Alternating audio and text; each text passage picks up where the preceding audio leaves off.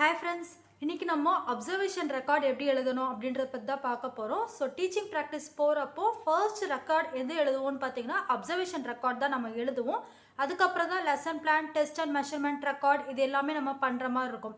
So observation record நம்ம எதுக்கு எழுதுறோம் அப்படின்றது பார்த்தீங்கன்னா, இப்போ நம்ம வந்து ஒரு ஸ்கூலுக்கு போகிறோம், அதுதான் வந்து first time of experiences teaching practice பொறுத்த வரைக்கும் அப்படி தான் நம்ம வந்து காட்டிக்கணும். ஸோ அப்போ நம்ம என்ன பண்ணணும் அப்படின்றது பார்த்தீங்கன்னா, அங்கே வந்து கவர்மெண்ட் டீச்சர்ஸ் இருப்பாங்க இல்லைங்களா.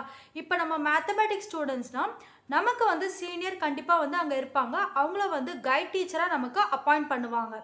ஸோ அவங்க என்ன பண்ணுவாங்க அப்படின்றது பார்த்தீங்கன்னா, கிளாஸஸ் எப்படி எடுக்கணும், ஸ்டூடெண்ட்ஸை எப்படி வந்து நம்ம மோட்டிவேட் பண்ணணும், எப்படி கண்ட்ரோல் பண்ணணும், லெசன் பிளான் எப்படி எழுதணும், எப்படி வந்து கிளாஸை ப்ரெசன்டபுளாக வைக்கணும் அப்படின்ற மாதிரி நிறைய டாக்டிக்ஸ் அண்ட் தென் ட்ரிக்ஸ் வந்து சொல்லிக் கொடுப்பாங்க. அதை நம்ம அப்சர்வ் பண்ணி ஒரு ரெக்கார்டை எழுதுவோம். மோஸ்ட்லி வந்து 5 to 10 டாபிக்ஸ் ஆக்சுவலாக வந்து எழுதுவோம். நான் வந்து 5 டாபிக்ஸ் தான் எழுதியிருக்கேன். பட் வந்து மேக்ஸிமம் 10 டாபிக்ஸ் நீங்கள் எழுதியிருக்க மாதிரி இருக்கும். ஸோ அங்கே வந்து என்னென்ன டாபிக்லாம் எடுத்தாங்களோ அதை வந்து இண்டெக்ஸில் நீங்கள் எழுதிடுவீங்க. அதுக்கப்புறம் இன்சைடில் என்ன பண்ணுவோம்னு பார்த்தீங்கன்னா, தனித்தனியாக எழுத ஆரம்பிப்போம். இதுதான் வந்து கான்செப்ட். ஸோ வந்து 5 டாபிக் நீங்கள் எழுதினாலே போதும், மேக்ஸிமம் 10 எழுதுகிற மாதிரி இருக்கும். ஸோ நான் அதிலேருந்து ஒரு டாபிக் எடுத்திருக்கேன். இப்போ வந்து எங்கள் காலேஜில் என்ன பண்ணாங்கன்னா, பிடிஎஃபாக கொடுத்துட்டாங்க. அதை வந்து நாங்கள் பிரிண்ட் அவுட் எடுத்து நாங்கள் எழுதணும். சில காலேஜில் வந்து நீங்களே வந்து எழுதிக்கோங்க, A4 ஷீட்டில் வந்து பிளாக் பென் யூஸ் பண்ணி எழுதுங்க அப்படின்ற மாதிரி சொல்லலாம். ஆர் சில காலேஜில் வந்து அவங்களே பிரிண்ட் அவுட் எடுத்து கொடுக்கலாம். இதுதான் வந்து ஒவ்வொரு காலேஜுக்கு ஏற்ற மாதிரி மாறிட்டே இருக்கும். ஸோ எங்கள் காலேஜில் என்ன ப்ரொசீஜர் பண்ணாங்களோ அதான் நான் வந்து உங்ககிட்ட ஷேர் பண்ண போகிறேன். பட் வந்து காலேஜ் வைஸ் உங்களுக்கு பேட்டர்ன் தான் மாறுமே தவிர்த்து கண்டென்ட் சேமாக தான் இருக்கும். ஸோ அதில் எந்த மாற்றமும் இருக்காது. நான் சொன்ன கண்டென்ட்லேயே நீங்கள் எழுத ஆரம்பிச்சிட வேண்டியதான். ஸோ ஃபர்ஸ்ட் திங் என்ன பண்ணுவோம் பார்த்தீங்கன்னா, அப்சர்வேஷன் ரெக்கார்ட் அப்படின்னு இருக்கும். செகண்ட் வந்து நீங்கள் எந்த ஸ்கூலுக்கு ஆக்சுவலாக வந்து ப்ராக்டிஸ் போனீங்க அதை வந்து எழுதுவீங்க. அண்ட் தென் உங்களோட நேம் அதை நீங்கள் எழுதணும். நெக்ஸ்ட்டு வந்து உங்களுக்கு கைட் டீச்சர் ஒருத்தவங்களை அப்பாயிண்ட் பண்ணியிருக்காங்க இல்லைங்களா, அவங்க நேம் வந்து எழுதுவீங்க. அண்ட் தென் எந்த ஸ்டாண்டர்டுக்கு ஆக்சுவலாக வந்து அவர் கிளாஸ் எடுத்தார் அப்படின்ற விஷயத்த வந்து எழுதுவீங்க. நெக்ஸ்ட்டு வந்து எந்த டேட்டில் ஆக்சுவலாக வந்து இந்த கிளாஸ் நடந்துச்சு, எந்த சப்ஜெக்ட்டுக்கு நடந்துச்சு, எந்த டாபிக் கண்டென்ட் ரிலேட்டடாக வந்து அவர் கிளாஸ் எடுத்தார், இதுதான் வந்து ஃபர்ஸ்ட் ஹெட்டிங்காக வந்து எழுதியிருப்பீங்க. நெக்ஸ்ட் ஸ்டெப் என்னன்றது பார்த்தீங்கன்னா, நம்ம கிளாஸ் ரூம்குள்ளேயும் வெளியுமே வந்து கைட் டீச்சர் எப்படி ஆக்சுவலாக வந்து கிளாஸ் ரூமை மெயின்டைன் பண்ணுறாரு, அண்ட் தென் அதுக்கு என்னெல்லாம் ப்ரிப்பேர் பண்ணுறாரு அப்படின்ற எல்லா விஷயமே வந்து அப்சர்வ் பண்ணி ஒரு ரெக்கார்டாக வந்து எழுதணும். தனித்தனி டாப்பிக்காக லெசன் பிளான் அவர் எப்படி வந்து க்ரியேட் பண்ணார், எப்படி வந்து அவர் மோட்டிவேட் பண்ணார் அப்படின்ற எல்லா விஷயமே வந்து தனித்தனியாக வந்து பாயிண்ட் பண்ணி நம்ம வந்து எழுதியிருக்கணும். அதாவது நான் இது எல்லாமே அப்சர்வ் பண்ணேன் அந்த கிளாஸ் ரூம்குள்ளே அப்படின்ற ஒரு ப்ரூஃப்காக தான் வந்து இந்த அப்சர்வேஷன் ரெக்கார்ட். அது மட்டும் இல்லாமல் நான் என்னோட முரளி சார், அதாவது என்னோட கைட் டீச்சர்கிட்ட இருந்து நிறைய விஷயங்கள் வந்து கற்றுக்கிட்டேன். இதனால் வந்து இதோட சேர்த்து என்னோட ஸ்கில்லுமே வந்து இன்க்ளூட் பண்ணி நிச்சயமாக வந்து நான் என்ன பண்ணுவேன்னா, ஒரு நியூ இன்னோவேட்டிவாக வந்து கிளாஸ் ரூமை ரன் பண்ணுவேன் அப்படின்ற மாதிரி தான் வந்து ப்ரொசீஜர். இதுதான் வந்து ஆக்சுவலாக அப்சர்வேஷன் ரெக்கார்டு எழுதுறதுக்கான ரீசன். ஸோ வந்து நம்ம லெசன் பிளான் அப்படின்ற ஒரு விஷயம் எழுதணும். Lesson plan it's nothing but நம்ம வந்து கிளாஸ் ரூம் போகிறதுக்கு முன்னாடி கிளாஸில் வந்து என்னெல்லாம் பண்ணணும் அப்படின்றதுக்கு ப்ரீ பிளான் பண்ணுறது தான் வந்து ஆக்சுவலாக lesson plan. So first class room போகிறதுக்கு முன்னாடி கைட் டீச்சர் என்ன பண்ணார்னா, லெசன் பிளான் ஆக்சுவலாக வந்து மேக் பண்ணார் அப்படின்றதுக்காக நான் வந்து எழுதியிருக்கேன். So the teacher prepared the lesson plan for the topic of factorisation of the quadratic polynomial of the type of ax² + bx + c. So இது ரிலேட்டடாக வந்து ஒரு லெசன் பிளான் ஆக்சுவலாக வந்து ரெடி பண்ணார் என்னோட கைட் டீச்சர். இதுதான் வந்து ஃபர்ஸ்ட் நான் வந்து அப்சர்வ் பண்ண ஒரு விஷயம் என்னோட கைட் டீச்சர்கிட்ட இருந்து. நெக்ஸ்ட் என்னன்றது பார்த்தீங்கன்னா மோட்டிவேஷன். கிளாஸ் ரூம்குள்ளே போயிட்டாரு, போன உடனே அவர் என்ன பண்ணார்னா டக்குன்னு கிளாஸை எடுக்கிறதுக்கு முன்னாடி ஒரு மோட்டிவேட் வந்து பண்ணார். அது வந்து எல்லா டீச்சருமே ஆக்சுவலாக வந்து பண்ணக்கூடிய ஒரு விஷயம். ஸோ மோட்டிவேஷன் எப்படி அவர் பண்ணார்னா, நிறைய கொஸ்டின்ஸ் வந்து கேட்டார் related to quadratic polynomial of the type of x² + bx + c. So previous class and then already அவங்க வந்து ப்ரீவியஸ் செஷனில் ஏதாவது வந்து படிச்சிருந்தாங்கன்னா அதை வந்து தூண்டி வைக்கிற வகையில் வந்து நிறைய கொஸ்டின்ஸ் வந்து ஆக்சுவலாக வந்து அவர் கேட்டார். இதுதான் வந்து மோட்டிவேஷனில் வந்து அவர் பண்ண விஷயங்கள். நெக்ஸ்ட்டு வந்து டிஎல்எம். என்னென்ன டிஎல்எம்லாம் ஆக்சுவலாக வந்து இவர் யூஸ் பண்ணார்னா இந்த கிளாஸ் எடுக்கிறதுக்கு, blackboard, flash card and charts இது எல்லாமே தான் வந்து அவர் டிஎல்எம்மாக யூஸ் பண்ணது. ஆக்சுவலாக வந்து பிளாக் போர்ட் அப்படின்றது வந்து நம்ம டிஎல்எம்மாக எடுத்துக்கக்கூடாது. இது வந்து கிளாஸ் ரூம்குள்ளே இருக்கிற ஒரு விஷயந்தான். நம்ம கிரியேட் பண்ணுறது தான் வந்து டிஎல்எம். பட் வந்து இங்கே பிளாக் போர்டு அப்படின்றது நான் ஏன் மென்ஷன் பண்ணியிருக்கேன்னா ஜஸ்ட் உங்ககிட்ட காட்டணும் அப்படின்றதுக்காக தான் நான் மென்ஷன் பண்ணியிருக்கேன். பட் பிளாக் போர்டு முடிஞ்ச அளவுக்கு நீங்கள் வந்து டிஎல்எம்ல எழுதாதீங்க. அது வந்து நம்ம கிரியேட் பண்ணுற ஒரு விஷயம் கிடையாது, நம்ம யூஸ் பண்ணுற ஒரு விஷயம். மற்றபடி ஃப்ளாஷ் கார்ட், சார்ட்ஸ் இது எல்லாமே வந்து நம்மளாக க்ரியேட் பண்ணுற ஒரு விஷயங்கள். ஸோ இது எல்லாமே நீங்கள் எழுதலாம். So the teacher used the blackboard, flashcard and charts to explain the linear factor of the quadratic polynomial. So இது எல்லாமே வந்து அவர் கிரியேட் பண்ணார் இந்த கிளாஸ் ஆக்சுவலாக வந்து ரன் பண்ணுறதுக்காக. இந்த டிஎல்எம்மே எப்படி வந்து யூஸ் பண்ணார், எப்படி வந்து அவர் ஹேண்டில் பண்ணார் அப்படின்றதுமே வந்து சில பாயிண்ட்டை மெயின்டைன் பண்ணி நம்ம எழுதுகிற மாதிரி இருக்கும். So first thing flash card அப்படின்னு எடுத்துக்கிட்டோம்னா helped the students to identify factor of quadratic polynomial. So quadratic polynomial ரிலேட்டடாக அவர் நிறைய வந்து ஆக்சுவலாக ஃபேக்டரைஸ் பண்ணி ஃப்ளாஷ் கார்ட்ஸ் வந்து அவர் பண்ணார். செகண்ட் திங் வந்து சார்ட் அவர் எதுக்காக யூஸ் பண்ணார்னா அது எப்படி ஹேண்டில் பண்ணார்னா helped the students to understand the method of splitting the two factors of QP. Quadratic polynomial factors split பண்ணி அவர் வந்து சார்ட் அழகாக க்ரியேட் பண்ணி அவர் வந்து ஹேண்டில் பண்ணார். இது ரெண்டு ஆக்சுவலாக வந்து அவர் அழகாக யூஸ் பண்ணார். இது மூலியமாக வந்து ஸ்டூடெண்ட்ஸ் விஷுவலாக நிறைய விஷயங்கள் கற்றுக்கிட்டாங்க அப்படின்றத பற்றி எழுதுறதுக்காக தான் இந்த handling of teaching learning materials. So இந்த 4 விஷயத்தை அப்சர்வ் பண்ணதுக்கப்புறமா நெக்ஸ்ட்டு நம்ம என்ன ஆக்சுவலாக வந்து அப்சர்வ் பண்ணுவோம் அப்படின்றது பார்த்திங்கன்னா blackboard, work and drawing.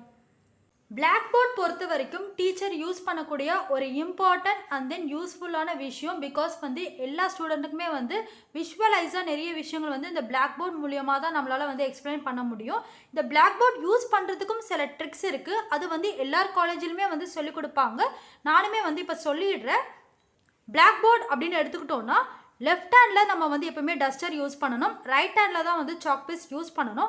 Left handle நம்ம ஏன் யூஸ் பண்ணுறோம் டஸ்டர்னா எல்லா டஸ்ட்டுமே வந்து நம்ம லெஃப்ட் ஹேண்ட்குள்ளே தான் போகும். இட் ரெப்ரசன்ட் நம்ம டஸ்ட் பார்ட்டிகல்ஸ் எல்லாமே வந்து லெஃப்ட் ஹேண்டில் தான் யூஸ் பண்ணணும் அப்படின்றது ஸ்டூடெண்ட்ஸ் மத்தியில் வந்து நம்ம சொல்லிக் கொடுக்கணும். அதாவது இன்டெரக்டாக நம்ம வந்து டீச் பண்ணுறதுக்கான ஒரு விஷயமாக தான் வந்து இது கருதப்படுது.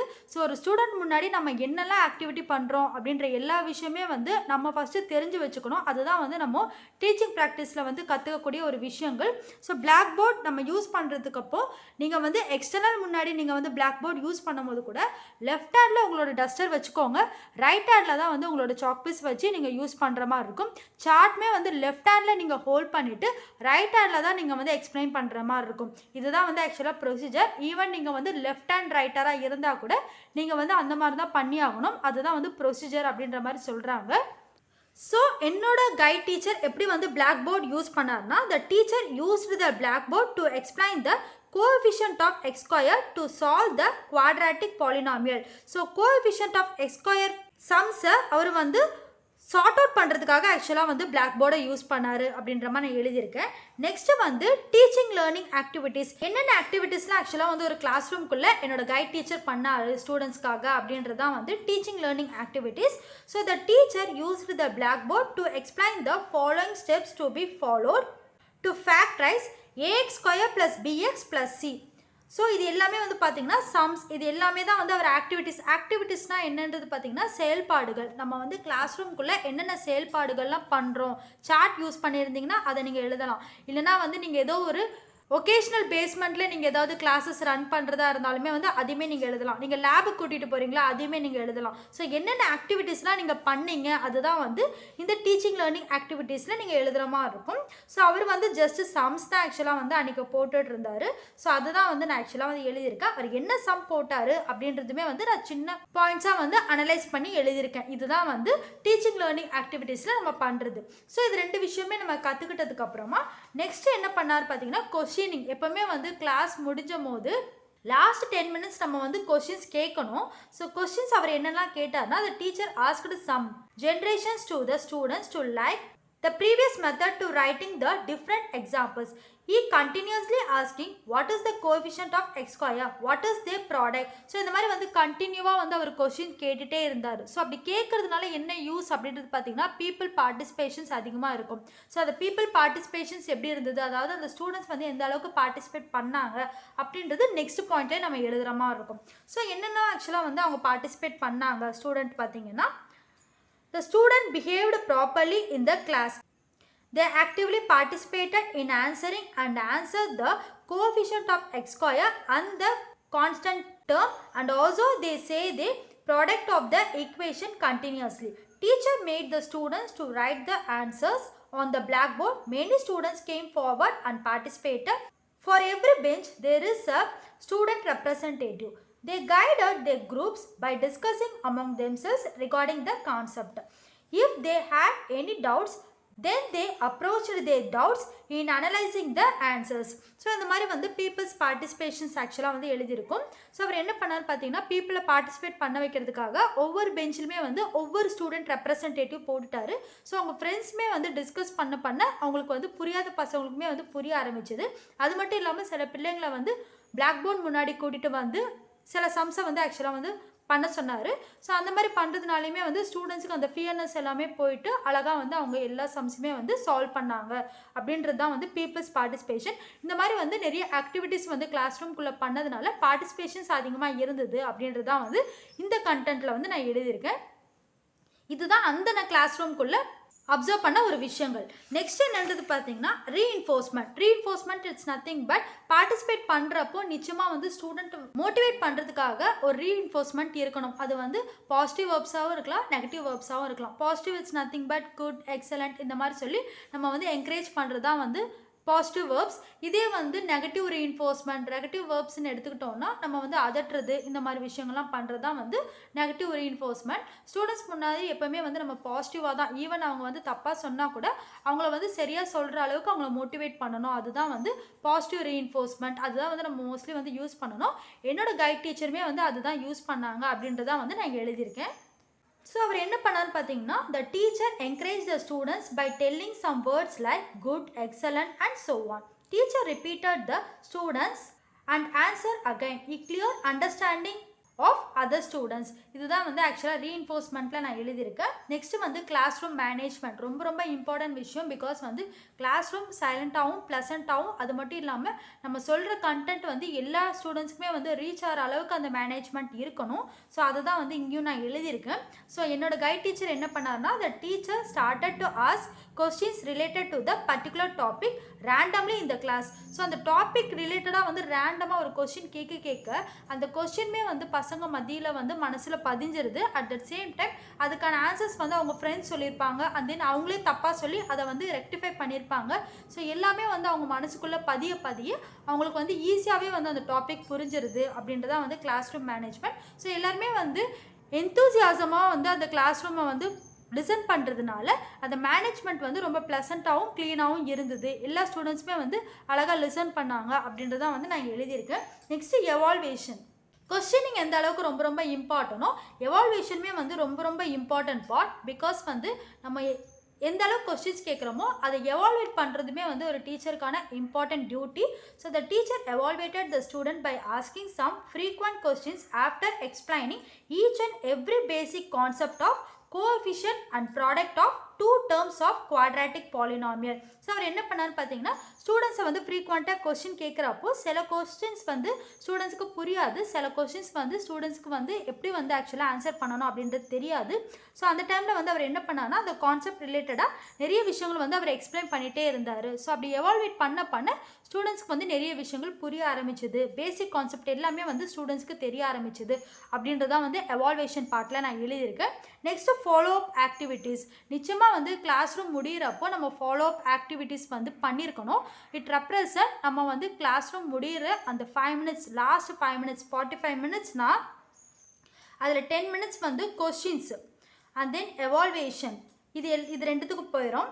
நெக்ஸ்ட்டு வந்து லாஸ்ட் 5 minutes வந்து நிச்சயமாக நம்ம வந்து ஹோம்ஒர்க் கொடுக்கணும்.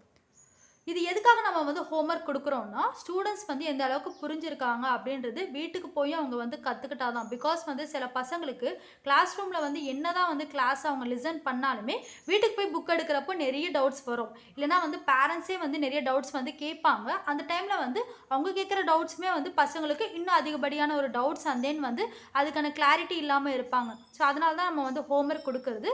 அப்போ நெக்ஸ்ட் டே அவங்க வந்து கிளாஸில் வந்து கேட்குறப்போ அந்த சின்ன டவுட் கூட வந்து நம்ம என்ன பண்ணுவோம்னா கிளாரிஃபை பண்ணுவோம்.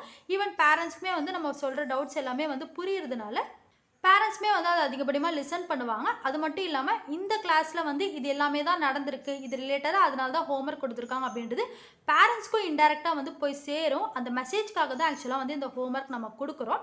ஸோ ஹோம்ஒர்க் வந்து அவர் 2 சம் ஆக்சுவலாக வந்து கொடுத்தாரு. எப்போவுமே வந்து கிளாஸ் பேஸ் பண்ணி நீங்கள் வந்து ஹோம்ஒர்க் கொடுக்குற மாதிரி இருக்கும். இதே வந்து நம்ம வந்து 10th ஸ்டாண்டர்ட் 12th ஸ்டாண்டர்ட்லாம் கொடுக்குறதா இருந்தால் டீட்டெயில் ஆன்சர் தான் மோஸ்ட்லி கொடுக்குற மாதிரி இருக்கும். சின்ன சின்ன பிள்ளைங்களுக்கு ஒரு சின்ன சின்ன சம்ஸ். இன்னும் வந்து ஃபஸ்ட் ஸ்டாண்டர்ட் செகண்ட் ஸ்டாண்டர்ட்லாம் போனீங்கன்னா வெறும் ஃபில்லப்ஸு அந்த மாதிரியான விஷயங்கள் தான் வந்து சின்ன சின்னதாக நம்ம கொடுக்கணும். ஸோ ஹோம்ஒர்க்லேயுமே வந்து இந்த வெயிட்டேஜ் அப்படின்ற ஒரு விஷயம் இருக்குது. அதை பார்த்து தான் நம்ம வந்து ஹோம்ஒர்க்காக கொடுக்கணும். ஸோ அதையுமே வந்து நீங்கள் பார்த்துக்கோங்க. ஸோ நெக்ஸ்ட் என்னன்றது பார்த்தீங்கன்னா ஃபைனலாக வந்து நீங்கள் இது எல்லாமே முடிச்சுட்டு அன்றைக்கி ஈவினிங் வந்து கைட் டீச்சர்கிட்ட சைன் வாங்குவீங்க. இந்த மாதிரி வந்து ஒவ்வொரு நாளுமே என்ன பண்ணுவோம்னு பார்த்தீங்கன்னா தனித்தனியாக வந்து நம்ம ஒவ்வொரு ஸ்லிப்பாக எழுதி நம்ம வந்து சைன் வாங்க வேண்டியதான். இது எதுக்காக நம்ம அப்சர்வேஷன் எழுதுகிறோம்னா அந்த 1 வீக் வந்து நம்ம சார் பண்ண, அதாவது நம்ம மேம் பண்ண யாரோ கைட் டீச்சர் வந்து பண்ண விஷயங்களை எல்லாமே வந்து கிளியராக நமக்கு புரிஞ்சுட்டு நெக்ஸ்ட்டு வந்து இருக்கிற 15 வீக்ஸ் வந்து நம்ம இன்னும் ப்ரெசன்டபிளாக அந்த கிளாஸை கொண்டு போகணும். இந்த கிளாஸ் ரூமில் இவ்வளோ அராஜகம் பண்ணுற பசங்க இருக்காங்க, இவ்வளோ நல்ல பசங்க இருக்காங்க, இவ்வளோ பேருக்கு புரியும், இவ்வளோ பேருக்கு இப்படி சொன்னால் தான் புரியும், இந்த டிஎல்எம்லாம் வந்து நம்ம யூஸ் பண்ணலாம், கிளாஸ் ரூமை இப்படி மேனேஜ் பண்ணலாம், இந்த அளவுக்கு வந்து எவால்வேட் பண்ணலாம், ரீஇன்ஃபோர்ஸ்மெண்ட்னா இப்படி தான் இருக்கும், ஸ்டூடெண்ட்ஸை வந்து அதட்டக்கூடாது அப்படின்ற நிறைய விஷயங்கள் வந்து நம்ம கற்றுக்கிட்டு அந்த 15 வீக்ஸ் வந்து நம்ம எப்படி ரன் பண்ணுறோம் அப்படின்றதான் வந்து இந்த அப்சர்வேஷன் ரெக்கார்ட். ஸோ இதுதான் வந்து நம்ம அப்சர்வேஷன் ரெக்கார்டாக வந்து எழுதுவோம். இதுதான் வந்து டீச்சிங் ப்ராக்டிஸில் ஃபர்ஸ்ட் நம்ம எழுதக்கூடிய ரெக்கார்ட். நெக்ஸ்ட்டு வந்து லெசன் பிளான், அதாவது 1 வீக் கழிச்சு லெசன் பிளானை நம்மளே வந்து மேக் பண்ண சொல்லி ஆரம்பிச்சிருவாங்க. ஸோ அந்த லெசன் பிளான் எப்படி எழுதுறது அப்படின்றது நான் சொல்லிடுறேன். அது மட்டும் இல்லாமல் டெஸ்ட் அண்ட் மெஷர்மெண்ட் ரெக்கார்ட் அப்படின்னு ஒன்று இருக்குது. அது ரொம்ப ரொம்ப இம்பார்ட்டன்ட் டாபிக். நான் ஆல்ரெடி அது ரிலேட்டடாக ஒரு வீடியோ போட்டிருக்கேன். இருந்தாலுமே வந்து சில பேருக்கு புரியலை, சில பேருக்கு வந்து நான் ஆக்சுவலாக அதில் வந்து டீட்டெயிலாக கொடுத்துருந்தாலும் தனித்தனி கேல்குலேஷனாக எக்ஸாம்பிள் வைஸ் கொடுத்துருக்கேன். ஸோ நான் எப்படி கேல்குலேட் பண்ணேன், என்னோட ரெக்கார்டில் நான் எப்படி பண்ணியிருக்கேன் அப்படின்றது கிளியர் எக்ஸ்ப்ளனேஷன் இதே மாதிரி வந்து நான் நெக்ஸ்ட் வீடியோவில் எல்லா ரெக்கார்டுக்குமே வந்து நான் சொல்லிடுறேன். இந்த வீடியோ உங்களுக்கு பிடிச்சிருந்தா மறக்காமல் சப்ஸ்கிரைப் பண்ணுங்கள், அண்ட் தென் மற்றவங்களுக்கும் ஷேர் பண்ணுங்கள். இந்த வீடியோவில் உங்களுக்கு ஏதாவது டவுட் இருந்தால் கமெண்ட் செக்ஷனில் என்கிட்ட கொஸ்டின் ரைஸ் பண்ணுங்கள். நிச்சயமாக அதுக்கான ஆன்சர் கிடைக்கும்.